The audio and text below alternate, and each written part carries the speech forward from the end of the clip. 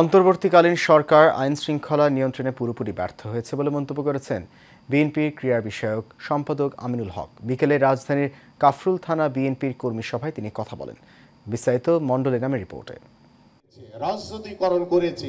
রাজধানীর ইব্রাহিমপুর জামিউল উলুম মাদ্রাসা মাঠে কাফরুল থানা বিএনপির কর্মী সভা ও ৩১ দফা কর্মশালায় অংশ নেন বিএনপির ক্রীড়া বিষয়ক সম্পাদক আমিনুল হক সহ মহানগরীর নেতাকর্মীরা। এদেশের মানুষের ভোটের অধিকার নিশ্চিত করার জন্য বিগত দিনে আওয়ামী লীগ সরকারের নিপীড়ন নির্যাতনের চিত্র তুলে ধরেন আমিনুল হক। বাংলাদেশের রাষ্ট্রীয় প্রতিষ্ঠানগুলোতে এখনো স্বৈরাচারের প্রেতাত্মারা বসে আছে। আমরা স্বৈরাচার শেখ হাসিনা মুক্ত হয়েছি, কিন্তু আমরা পরিপূর্ণ স্বৈরাচার মুক্ত হতে পারিনি।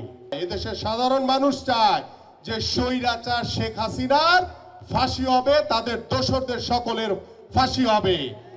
এটা বাংলাদেশের প্রত্যেকটি মানুষের চাওয়া। অন্তর্বর্তীকালীন সরকার আইন শৃঙ্খলা নিয়ন্ত্রণে পুরোপুরি ব্যর্থ হয়েছে বলেও অভিযোগ তোলেন তিনি।